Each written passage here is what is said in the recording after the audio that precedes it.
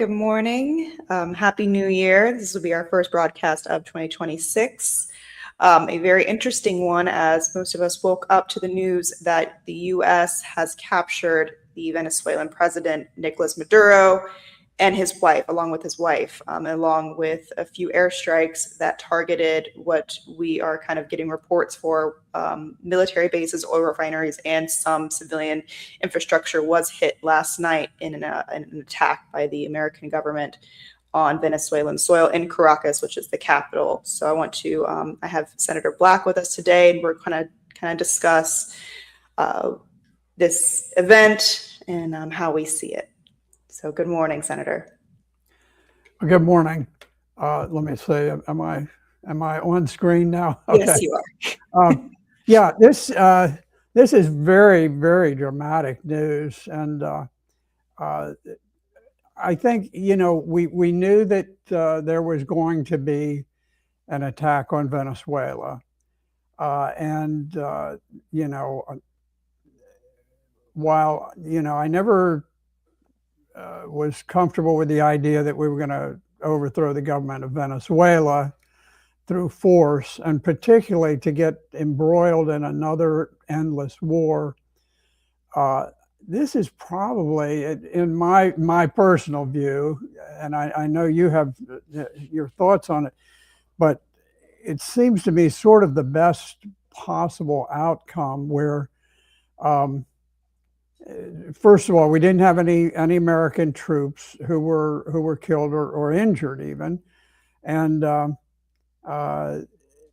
while we did bomb at I guess 5 different sites, hopefully there were not a lot of innocent people, and to me, everybody's innocent because we weren't being attacked by anybody, but in any event, I think that this will minimize casualties. I don't think there's going to be some national resistance now that the president has been captured. I think that hopefully this will all transpire smoothly, and we can avoid a big war. We can accomplish whatever aims we set about doing. I do think the drug piece of it is that I don't think that was necessarily the main reason we did this, but I think I'm very pleased by the interdiction of the drug boats. I know there's tremendous controversy about that, but I've always believed in treating the war on drugs as a war and not as just a police investigation. And I think we've done a tremendous job of interdicting the drug traffic for the time being. So anyway, give me your thoughts, because I know you've got everybody's just sort of formulating their opinions on it. Nobody ever expected this outcome, honestly. It was quite startling that you wake up in the morning and the president of Venezuela is captured, and we go from here. What do you think, Morgan? We spoke backstage, and I told you I'm pretty disappointed in this administration at its continued provoking of these conflicts. I had said that Venezuela is this interesting pinpoint to really put our focus on, given if it is about drugs. I think you made the right assessment that this is a bigger goal of getting oil, which I would go further, is that it is really about driving a wedge between Venezuelans' ambitions to become a BRICS member. They are still not a formal member right now, but they were seeking to be one. Were very integral in part of their conferences, and you have China and Russia both engaging in trade deals with Venezuela, which brings me to the point that yesterday you actually had the president's envoy from China actually touched ground in Venezuela, and it's reports that they're still on the ground during the strikes that the Americans took last night, which I find almost, it's not a coincidence. I think that that was done on purpose, to send probably a message to the Chinese government, that that they were locked and loaded and ready to do that at any moment, and they do it probably to maybe even threaten the Chinese government and kind of shaking them to let them know that they could. That's just my speculation there. Yeah, well, that's it's an interesting observation. I was not aware of that state visit. Um, and Morgan, you are a very, very well informed journalist. You know exactly what you're talking about, and uh, I think one way or the other, whatever you think of it, this is a dramatic reassertion of the Monroe Doctrine.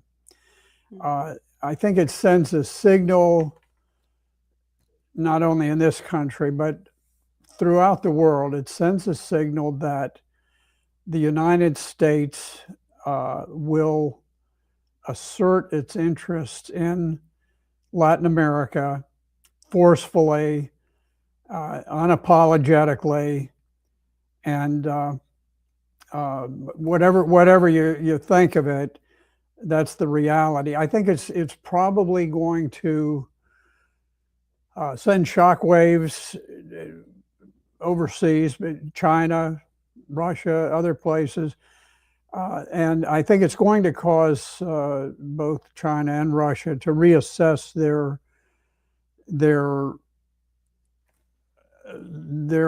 objectives within the Western Hemisphere.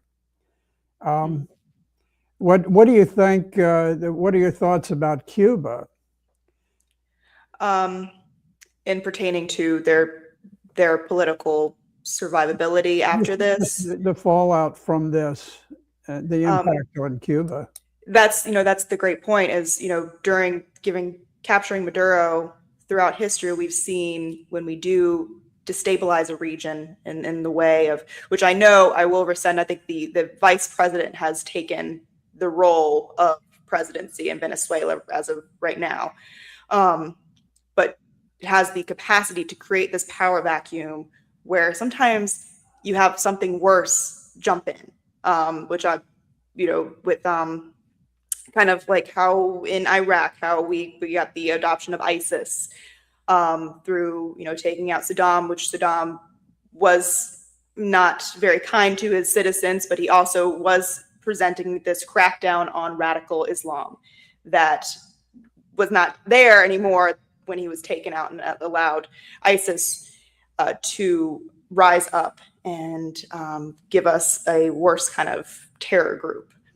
That's kind of where my concern is, that you're creating this void that allows for destabilization of a region, more criminal activity, because you don't have, it's just everything's in commotion. That's kind of my worry. I know that the U.S. has set up for this Maria Machado woman to be the next president, but she's not liked by the people, and it's going to be a very hard sell. It's kind of like the Juan Guaido instance that happened in the first Trump administration, where the Western countries all got together and they announced that this Juan Guaido is the legitimate president as opposed to Maduro, and you don't even have citizens that really even knew who this man was.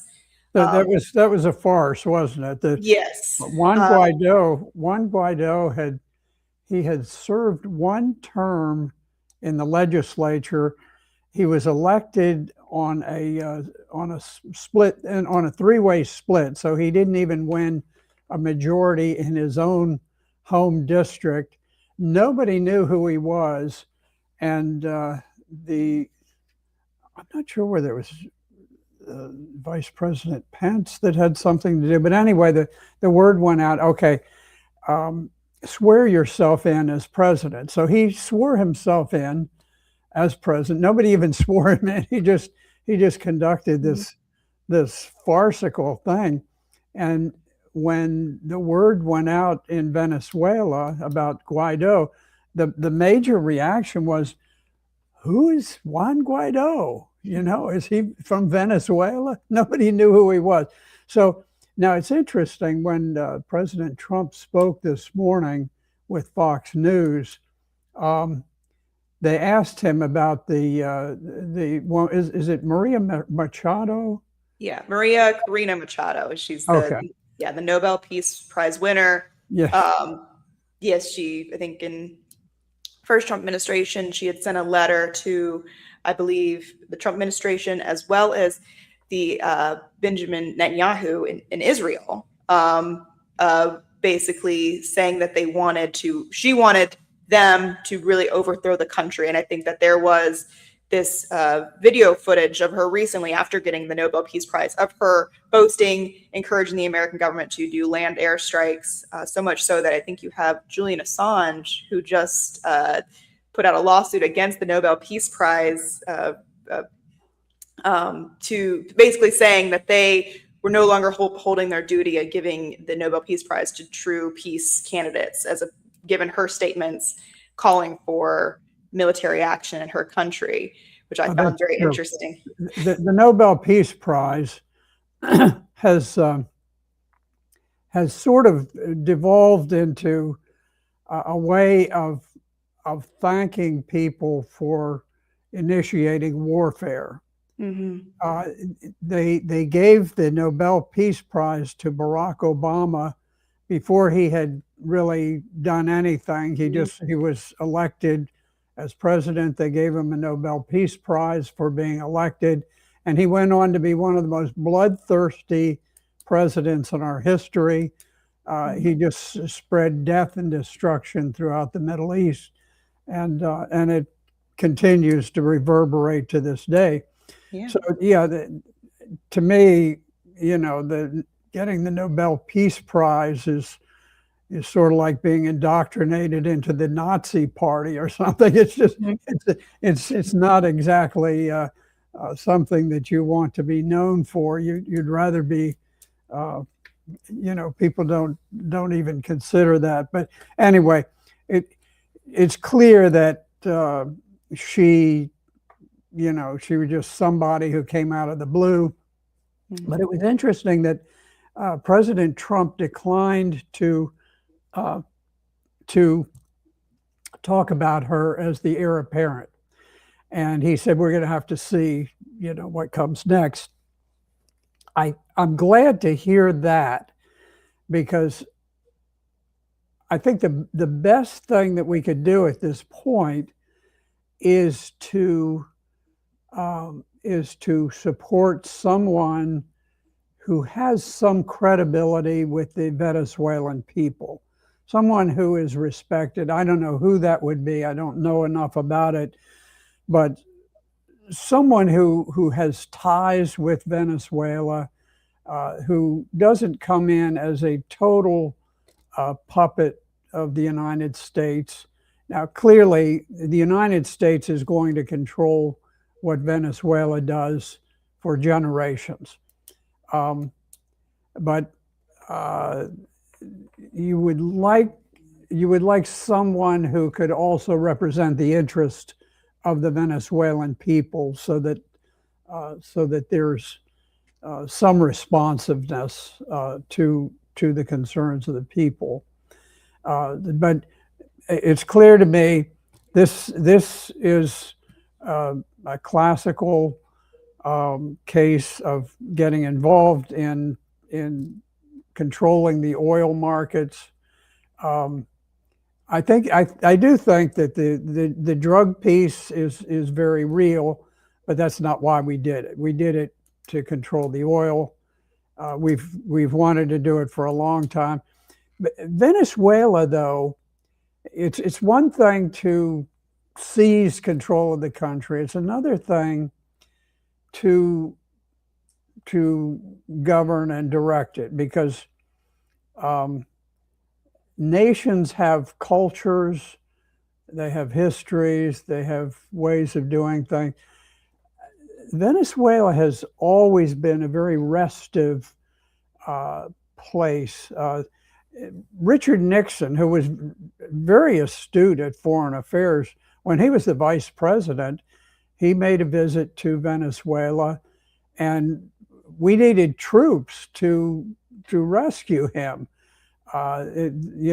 Venezuela is very violent towards the United States, and so the idea, it's one thing to take control and to control the levers of power there. It's another thing to govern the culture. We will not be able to govern the culture. We might influence it, and we've never really in recent history governed the culture of nations in any positive way that I can think of. Usually it's to create chaos, and at least what makes me relatively more supportive about this is that we have not destroyed the entire country. We didn't go in and we didn't level cities. We didn't leave millions of people dead, which is a change in course. And the fact that we went in a surgical way is, to me, I have a sense of relief that we haven't done it.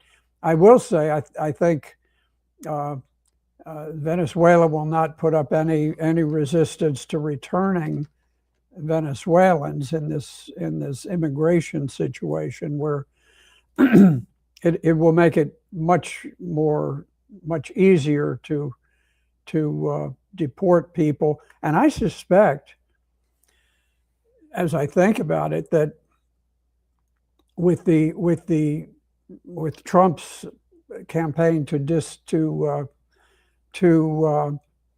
deport the illegal migrants, I think a lot of them are going to end up in Venezuela now, because they can't claim that Venezuela is a place that they're going to be in danger of, because the United States is going to control it.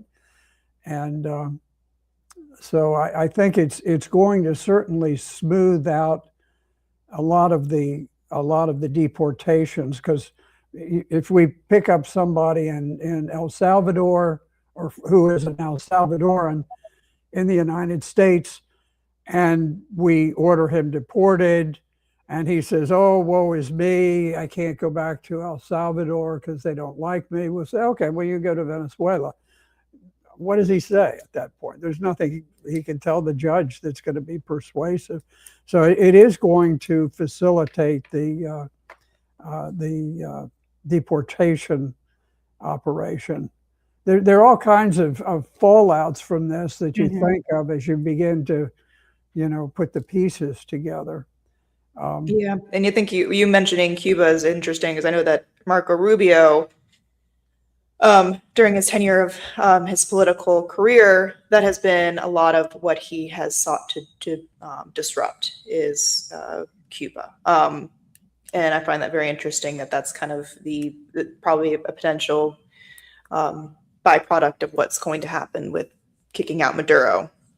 I think what's also interesting is that this closely coincides with Trump and the Benjamin Netanyahu visit at Mar-a-Lago, where he spent around 5 days, where you have, we were going to speak today, before the news had broke, we kind of prepped for a show on Iran, given Trump's locked and loaded tweet that coincided after Benjamin Netanyahu's visit. And you have some of this rumbling while Netanyahu was still there, about the protest. Netanyahu comes Monday. You have the Iran protests that kick off on Wednesday. He leaves Friday, and then Trump makes this post. I find that very interesting. And the other thing that was also spoken about was Venezuela. Yes, it's a little obscure to me what interest Israel has in overthrowing the government of Venezuela. But it seems that Netanyahu and his backers, the bankers from London and so forth, they have a tremendous interest in warfare and the financial benefits that can accrue from warfare. Yeah. Um, and the United States, and this is a whole new topic, but I will say the CIA and Mossad are very active trying to bring about demonstrations in Iran. Mm-hmm. And it may be that part of Israel's interest is that if the United States can carry this out, which it has very effectively, it certainly sends shockwaves around the world, and it might give some incentive to demonstrators in Iran. Now, when when Israel and the United States launched their really unprovoked attack against Iran back months ago, Mossad had thoroughly infiltrated the country with spies and had established a tremendous spy network, and they assassinated tremendous number of Iranian officials. And but Iran, when calm was restored, they went after the spy networks with a vengeance. They executed a good number of these agents of Mossad. Mm-hmm.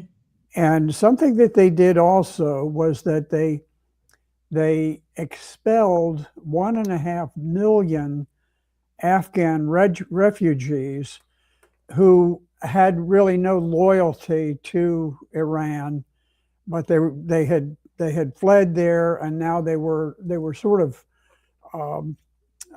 prime candidates for undercover operations that were conducted by Mossad. So now, and I spoke with an Iranian man who's Iranian American, and his parents are both American citizens, but they're living in Tehran. And he told me that he was talking to his mother on the phone when suddenly the phone went dead, and it took him a couple of days to reconnect.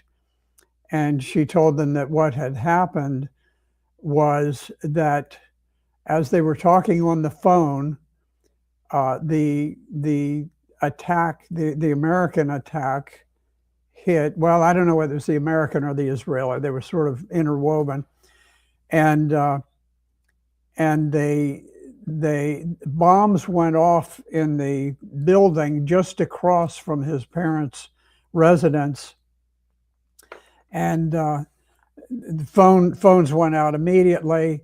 Mm-hmm. The mother was hit by flying glass. Her husband was hurled across the room, and his rib cage was smashed. And anyway, they both lived, both of them. They both survived, and they later were able to speak to the son. And I asked, I said, well, what is the reaction on the streets? Because it's very rare that you have that kind of first person information. I used to have that with Syria. I had a tremendous network of contacts where I could tell from day to day what the atmosphere was on the street without going through various intelligence agencies that would slant the news or totally distort it as we did. And but it was interesting to get this response that these particular people who were injured, the parents of this Iranian American, they were not supporters of the current government over there. Now, that doesn't mean that they were people going out to overthrow the government. It's hard for Americans to understand that other countries have subsidiary to ours, where in this country we have people who hate Donald Trump, and they would do anything to get him out of office. Mhm. We have other people who love Donald Trump. They do anything to keep him in office. That doesn't mean that every time there's something that happens that suddenly the country is rising up and overthrowing the government. It just means there are different factions. And it's Mhm. the same thing in Iran. So these people were not supportive of the current government. They wanted change, but the response that they were conveying to their son is that even though there were a lot of people who disliked the current government, that Iranians came together. Mhm. Because this was an unprovoked attack. It was a surprise attack that was carefully orchestrated to where it would occur while the Iranians felt like they were in peace talks, and they could be comfortable that no one would attack them while the United States is holding peace talks with them. And so that outraged people. And so anyway, you had a coming together of the Iranian people. You also had them purging 1.5 million people who were not reliable. And so the report that I get on the Iranian demonstrations is that none of them have been real big. There was one Mhm. in Tehran that garnered, I think, a couple thousand people, but that's peanuts. Um, there aren't big demonstrations in any of the major cities, and even the demonstrations in like the Kurdistan area, the Kurds are always restive wherever they are, and even there, the demonstrations aren't big to where they're threatening to order. And as long as you control the capital, Tehran is a massive capital. As long as you control the capital, you control the country. And so, I mean, that's aside from what we're doing today, but I'm sure that Netanyahu will be very interested. I think it will give them some incentive to ramp up the spy operations in Iran, and so we'll see what comes about. Yeah, it's on the aspect of why I think this is Israel has a vested interest in what goes on in South America is that you have southern countries of South America. You have Argentina, Peru, Chile. All of their governments are very pro-Israel, and by extension of that, you have more of them aligned with the IMF, Western governments, as opposed to BRICS and China and Russia. You go further up north in South America, Brazil, Colombia, Venezuela, they are more inclined to join BRICS. They don't recognize Israel as a state, and they don't have this. They don't have this, I would say, trust in Western governments and cultures as the Southern ones are more inclined to do so with, Argentina and Malay and the likes. So I think that is kind of what gives Israel this vested interest with Venezuela. You have Maria Machado, which Trump said, that's very interesting. I didn't get a chance to hear that. She's gone on air and said that if she is, anointed the president, because she wouldn't ever be elected there, she would recognize Jerusalem as the capital of Israel and move the embassy there. So it seems like there is this vested interest that Benjamin Netanyahu has to further establish legitimacy to this greater Israel project and their ambitions. I think we see Sure. that as well with the recognition of Somaliland, these different. You recognized the northern part of Somalia as its own sovereign state, and in exchange, the de facto government in Somaliland says that they would recognize Israel, move their embassy. It's this kind of this pattern that seems to be taking place, where you have Israel, which, given the history of what we did after World War II, or what even the USSR did, is recognizing these states to further our ambitions, our political goals. Yes, well, and I'm sure you're correct on that. I want to mention Cuba. I grew up in Miami, so I watched the Cuban Revolution unfold. I was in Cuba twice before the revolution, and once after Fidel Castro was in office. My father was arrested by the Cuban secret police. He was an internal revenue agent for the IRS. He was responsible for the Latin American beat. He traveled all through Latin America and audited U.S. companies. And he worked with Meyer Lansky, who was the founder of Murder Incorporated. He was a major figure in the mafia. He was the financial wizard of the mafia. And because my father audited all of the mafia interests in Cuba, he worked with the powers that be. That's, he audited them. And so I was exposed at a very young age to the culture there in Cuba, to the various factions that supported and opposed Batista.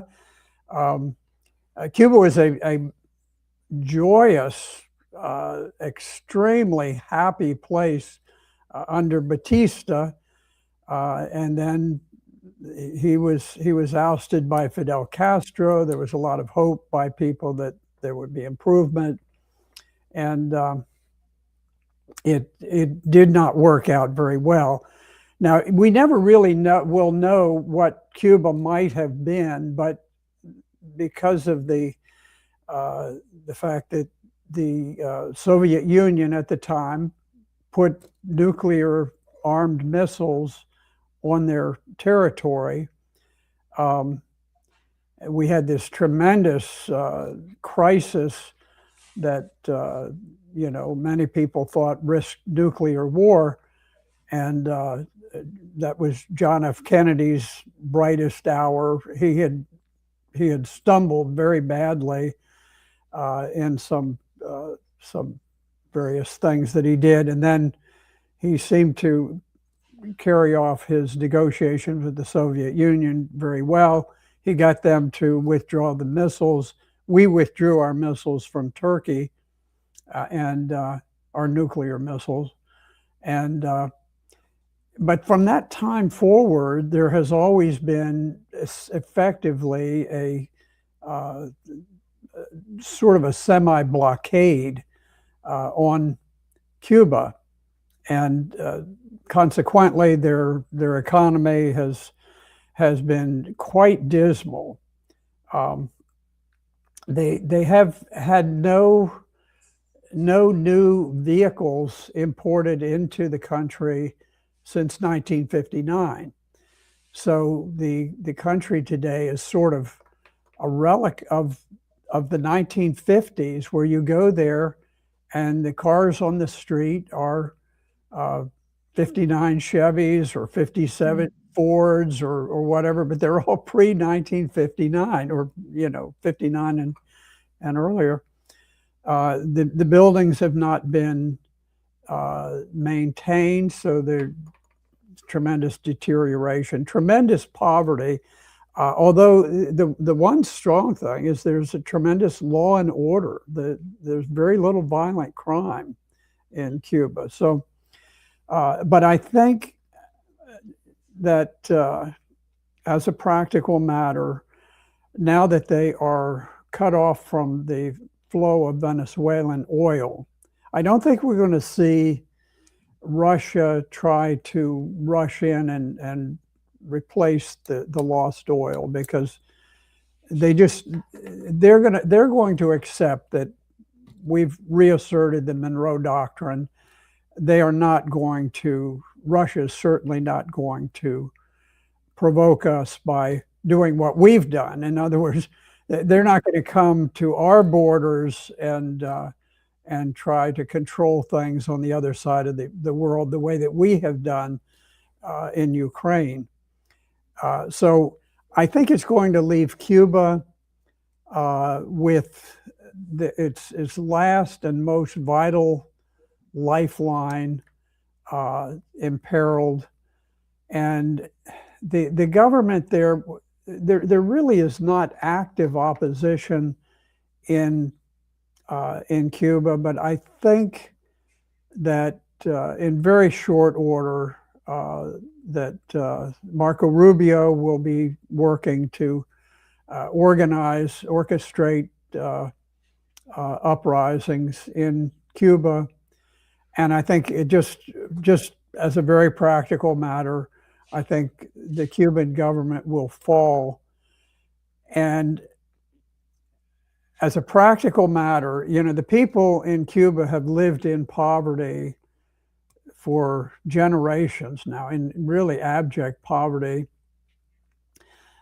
You will see an influx of money that will be out of this world. Cuba will become this tremendous holiday paradise.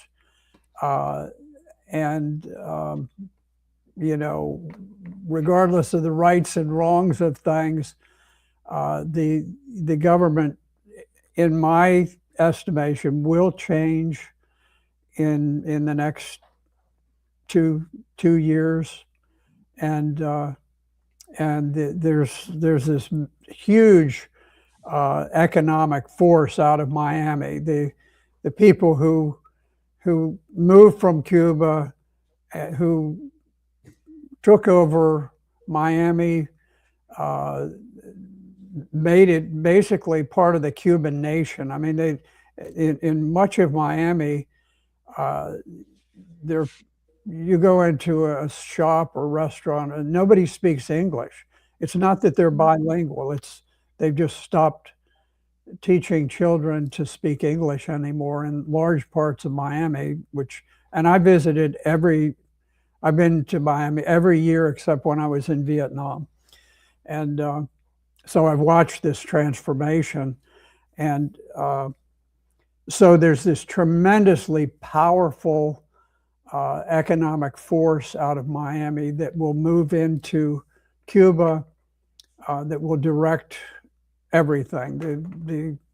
They've actually they used to hold seminars. At one time, it looked like the government might change, and they started holding all these seminars. Here's what you do. Here's the way to function. That's going to happen again now that the oil is cut off. I don't think you're going to see a lifeline to Cuba from either China or Russia, just as a practical matter. I think that the cutting of the lifeline to Cuba from Venezuela, it's just a reality. It's sometimes when we're looking at these things, you just look at them in a cold, pragmatic way, and you say, this is the way the world is. So anyway, we've awakened today, and it certainly is a significant change in world events. Yes, certainly. I think we probably turning to wrap up now. I want to make a mention. I guess Trump had already spoken on Fox News, but he made a truth post stating that there will be a conference today shortly after we depart from our live at 11 a.m. Eastern Time at Mar-a-Lago, where he will give the public more information on what took place in Venezuela. Well, Morgan, I want to thank you for being so quick on your toes this morning. We completely rejiggered our schedule, and I think many thanks to you that we've been able to discuss it, I think, intelligently, and there'll be lots more to Certainly. cover in the future. Yes, certainly. And happy New Year to you and your family. And hopefully we'll catch. I want to encourage everybody to tune in next week to focus on the news. Okay, good. All right. Well, thank you very much, Morgan. All right. Goodbye.